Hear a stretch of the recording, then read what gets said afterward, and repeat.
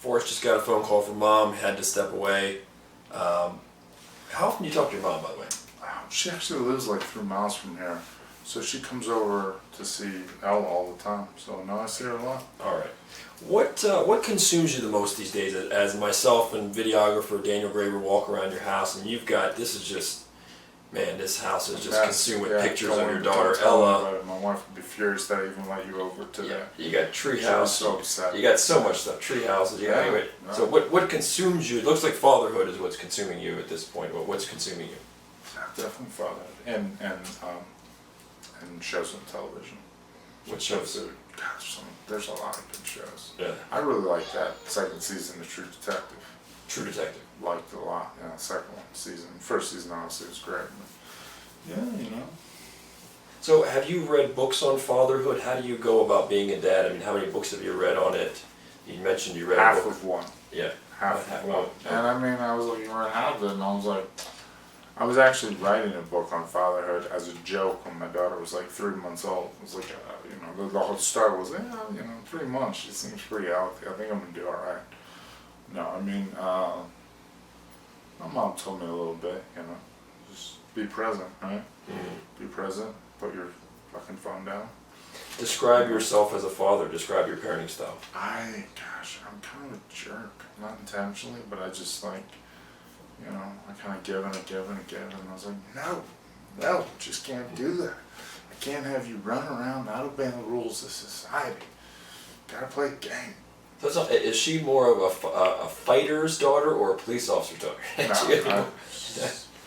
I've never, see, that was another cool thing. It wasn't so hard for me. I never really truly made either one of those my identity. Mm-hmm. You know, I was always just me. If you kind of, you've known me for a while, and I think you kind of see that's a little true. I'd never let, you know, I don't have fighting stuff in my house. It's a job, you know, police officer's job. You come home, you know, I want to watch TV, I want to play with my daughter, I want to, you know, drink expensive craft beer, eat really good paleo food that my wife makes, whine about. You're a big adherent of the paleo diet. You're big. I'm a big proponent of it. I don't live it, but I think everyone should, including myself. You do kind of look caveman-esque. I mean, you do. Yeah. You played with that in your apocalyptic. You know, when the shit goes down or whatever. Yeah. Your book. Be ready. You kind of look caveman-esque there. Yeah, couldn't help it. It's just genetics. So in terms of, you're still 38 years old now? By the way, I asked Forrest how old he was when he retired. It's always a deal. People always want to know. By the way, honestly, no. My recollection was that he was 34 or so when he retired. I could have been 34. Okay. I don't remember. But you told me, tell me about your age. He's lying about my age. He's always lying about his age. And you're lying right now. You don't know. Yeah. Why? How do you get away with it? I mean, you don't have just keep it on Cuban coffee. That's what it is. It's the Cuban in me because I love Cuban food and coffee. So you're 38 or so, allegedly. Allegedly. Like that. What do you want? You got a long ways to go. What do you want your legacy to be? You mentioned you don't have that identity tied up in fighter. You got a long time to fashion things, to create things. Is it going to be? You got 20 books in you. What do you have in you as a legacy? What do you envision as a legacy? I wasn't really gonna go that far. I mean, we all have. You have a legacy. I have a legacy. Our legacy is our children and what they do. You know how they choose to make their choices, and that's the closest thing to legacy we'll ever have, right? Got it? Yeah. That's a pretty good answer. What scares you, Forrest? What are you afraid of? You step into a cage. Snakes, bugs like round recluses or anything that can bite you and cause serious damage, but you don't really notice it right away. When they circumcise little babies and the penis is just so tiny and they're cutting on you, Jesus Christ, man. Just calm down. That was something that came about when people didn't bathe that often. You don't have to do that anymore. Calm down. Heights, planes, airports, traffic, frustration, phthalates, or whatever is in our food, all those weird chemicals. Glyphosate. Yeah, hate it. That's in there. It's all of that stuff. Yeah. Aspartame, terrifying. So, we covered, the next question was what pisses you off. You just covered that too. Traffic, other things. Yeah. What motivates you? What lights a fire under you to, you saw some of that when you fought. I mean, you really, what lights a fire under you these days? I don't, here's the thing, I'm not trying to be obsequious. I don't think about things that much. I try not to. I just, that day by day thing for like the drug addicts, I just kind of like, what do I need to get done today? If we're being, honest, my goal, I would like to really, I've always loved fighting. I loved it when people thought it was crazy. And I would love to help the UFC grow. I would love to help it be what, in my opinion, should have always been, which is the fourth or fifth major sport. Basketball, football, baseball, soccer, and fighting. Mm-hmm. It's a natural, it's not for everybody. I'm not trying to water it down, but it's as safe as can be. It's fighting, but it's always been my favorite sport, even before I knew it was a sport.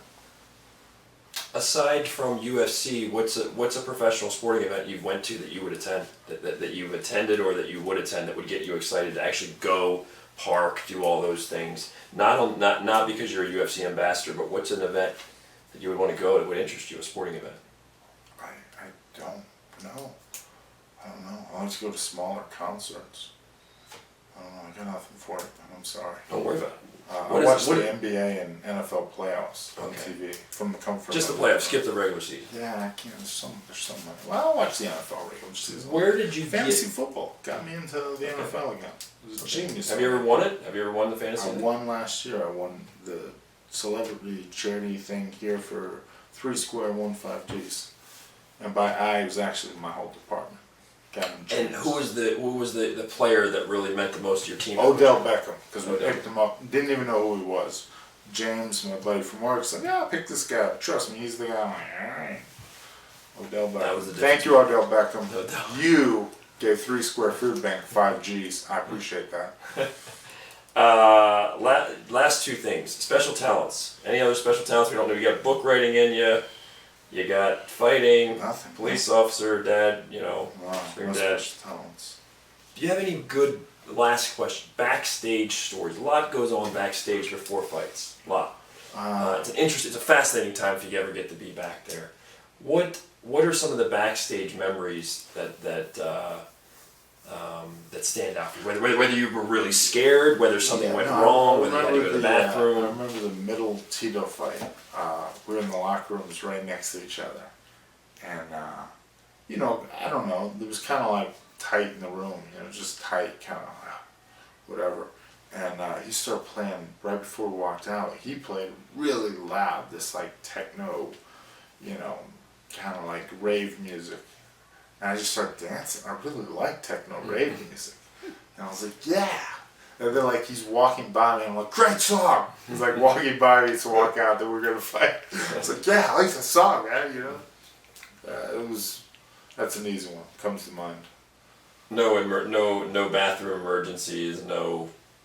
I remember the first Ultimate Fighter. I didn't usually get too nervous before fights, but I was really nervous before that one. And I didn't. Stephan Bonner. And I remember me and Adam Singer passing a bottle of what's the pink stuff? Pepto Bismol back and forth to the two of us. Drank a whole bottle because our stomachs were all messed up just from nerves and weight cut and then overeating the night before after the weight cut. Yeah. And that's another thing, man. You think about how dumb I was after I'd cut weight, what I'd eat. This guy cuts a lot. I'd create like 25 pounds. I mean, which unfortunately, guys that fight at 170 cut 25 pounds. So, guys that fight at 55 cutting 20 pounds. Yeah. So guys gotta. I gotta sneak one more question. Did you ever, when you're looking back on that finale with Stephan Bonner, There you go. correct pronunciation. Looking back on that fight, and that is the fight that put him on the map. You had no idea at the time. You were just a guy going out there trying to win a contract. Now, is there a degree of pride there? What do you feel of being, hey, when Dana says these are the guys that fight was lightning in a bottle, that put us on the map.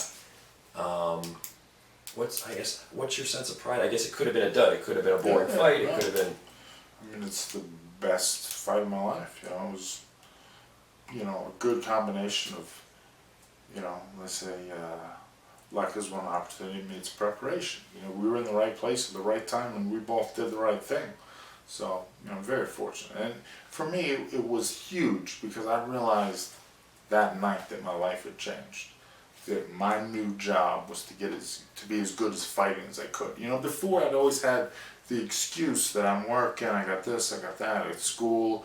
You know, if I only could commit to fighting full time, I'd be champion of the world. Well, you know, 3 days later, I just said, oh crap, all my excuses are gone.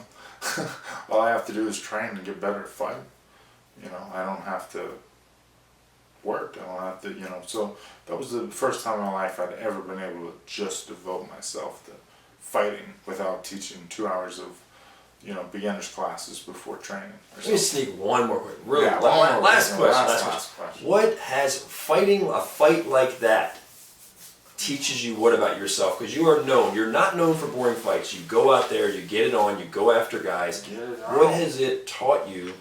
What do you know about yourself because of fights like against, you know, Stephen Bonner? I don't think about it that much, you know. I just think about it like skydiving, you know. I put myself in an uncomfortable situation, and, you know, usually I make the most out of it. I really don't like to think about it because all I see is where I could have been tougher, I could have done better, I could have trained smarter, I could have fought harder. You know, you could always go a little more. Fatigue makes cowards of us all, and, you know, it's amazing how tired I would get there, you know. So for me, it's, you know, I don't think about it. It's, you could have pushed yourself harder. You could have, you had a little more, you son of a bitch, you know. You left a little in the tank. If you walked out of the octagon, you had more to give, you know.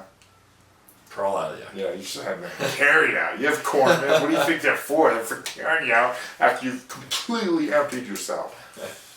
Has that ever happened? I mean, I see you run out of the octagon a couple times. They started to block the door because of guys like you. I think you might have initiated the block the door because back in the day, guys like him would just run out of the cage, and it was like now you can't apparently just run out. They try to stop you. You can jump over the top, though. Just jump over the top. That's a new thing. Yeah.